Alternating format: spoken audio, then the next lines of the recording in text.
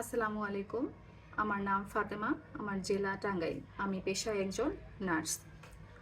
আমি MCH2 কোর্সের একজন নিয়মিত শিক্ষার্থী ছিলাম। এই কোর্সের মাধ্যমে আমি খুবই গুরুত্বপূর্ণ বিষয় সম্পর্কে জানতে পেরেছি এবং এই বিষয়গুলো খুব সুন্দর এবং সাবলীলভাবে আমাদেরকে উপস্থাপন করেছেন ডক্টর শরীফুল ইসলাম স্যার। স্যারকে আন্তরিকভাবে ধন্যবাদ। আজকে আমি যে বিষয়টি নিয়ে কথা বলতে চাচ্ছি, বিষয়টি হচ্ছে গর্ভকালীন ডায়াবেটিস। গর্ভকালীন সময়ে মায়েদের শরীরে শর্করার মাত্রা বেড়ে যাওয়াকে গর্ভকালীন ডায়াবেটিস বলা হয়ে থাকে। সাধারণত প্রেগনেন্সিতে দ্বিতীয় এবং তৃতীয় ট্রাইমেস্টারে এই গর্ভকালীন ডায়াবেটিসটি ধরা পড়ে।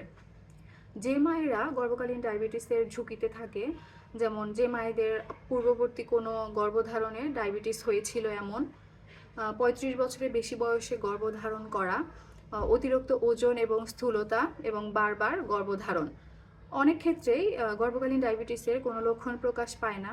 তবে সাধারণত যে লক্ষণগুলো প্রকাশ পায় সেগুলো হচ্ছে অতিরিক্ত তৃষ্ণা, বারবার প্রস্রাব, অতিরিক্ত দুর্বলতা এবং খুব সহজেই অন্য কোনো রোগে আক্রান্ত হয়ে যাওয়া। এই গর্ভকালীন ডায়াবেটিস মা এবং ভ্রূণ উভয়ের ক্ষেত্রেই কিছু ক্ষতিকর প্রভাব ফেলে, যেমন মায়েদের ক্ষেত্রে প্রিএক্লাম্পসিয়া এবং প্রসবের কিছু জটিলতা দেখা দেয় এবং ভ্রূণের ক্ষেত্রে দেখা যায় অনেক সময় অতিরিক্ত ওজন নিয়ে জন্মগ্রহণ করা, এমনকি মৃত সন্তানেরও জন্ম হতে পারে।